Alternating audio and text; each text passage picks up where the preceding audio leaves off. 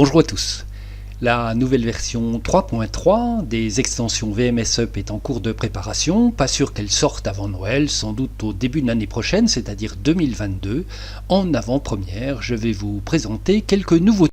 Pas de nouveaux plugins dans cette version 3.3, mais beaucoup d'améliorations, notamment la possibilité de travailler sur des groupes. Je vais faire un caisson, ici il est débouchant, je lance mon caisson. Voici qui est fait, et je vais faire un caisson non débouchant. Non, je lui change de nom, je vais le faire underscore 1. Je génère cet autre caisson que je mets à côté.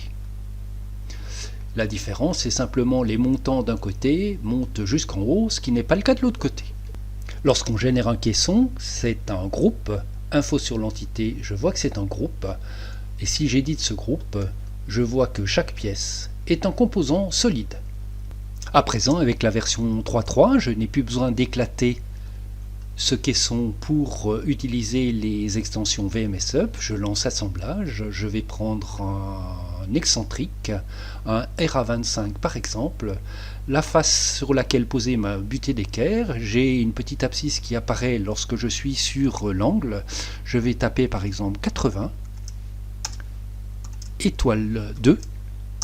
J'ai donc mis mes 4 excentriques à la fois en haut et en bas, sans avoir à éclater le groupe. Même chose pour quincaillerie, je lance le plugin quincaillerie, je vais prendre par exemple un taquet, peu importe lequel, je vais prendre mon taquet, j'indique directement ce que je vais faire, je vais me mettre à 37 en distance par mans, et je vais pouvoir mettre mon taquet à cet endroit-là, là encore, l'altitude apparaît. C'est la même chose pour plaquage. Je vais quitter le plugin et lancer par exemple le plugin plaquage. Je vais mettre un plaquage vert, donc j'ai toujours un groupe. Je vais mettre un plaquage vert sur le parement ici. Mon plaquage est mis en place. Haute amélioration de plaquage. Si je fais un clic droit souris, je peux conserver les dimensions pour les champs. C'est ce qu'on va voir. Je garde ce plaquage là. Je sors de ce menu contextuel, je vais aller sur le champ et demander à plaquer tous les champs. Si je clique, les pièces dans ce cas-là auront été diminuées de l'épaisseur du champ. Si je voulais augmenter la dimension globale de la pièce, je n'aurais qu'à taper ici.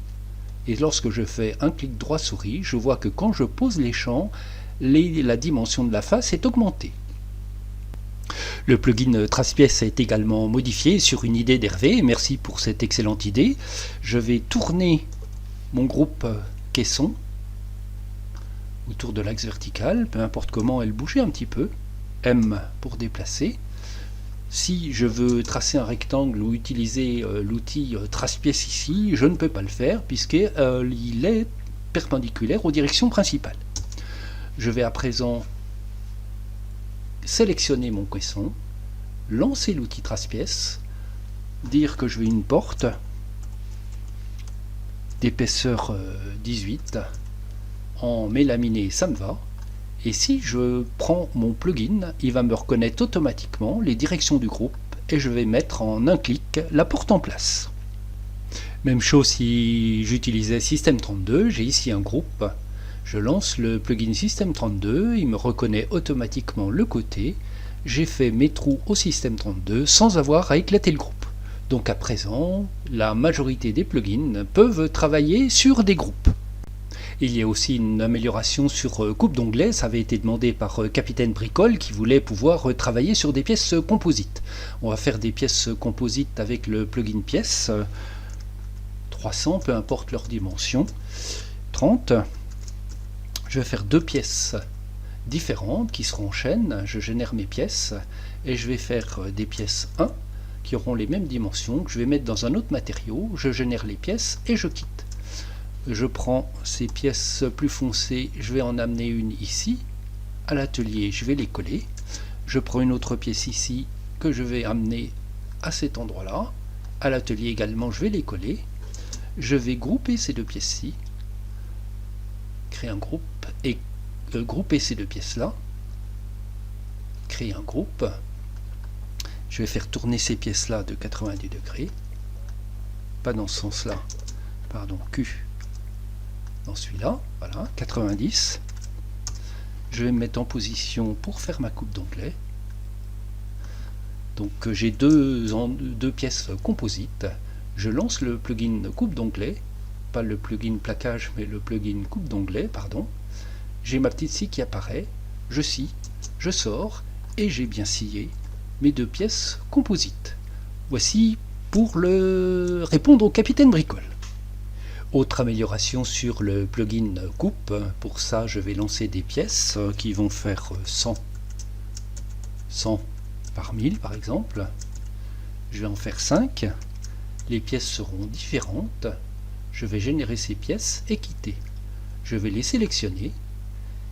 À présent donc si je lance le plugin coupe, scie radiale, je lance le plugin scie radiale, la face sur la table, l'arrête contre le guide, le point de coupe, je vais faire tourner ma scie et je vais scier. Toutes les pièces seront sciées ensemble, je n'ai plus besoin donc de les grouper. Parmi les autres points d'amélioration, au niveau du plugin mise en page, il y avait quelques petits problèmes, notamment dans les scènes, notamment quand on utilisait le plugin packing. Tout ceci a été corrigé. Voici donc pour en avant-première ce que va contenir la version 3.3 des extensions VMS Up. Encore un petit peu de patience et à très bientôt.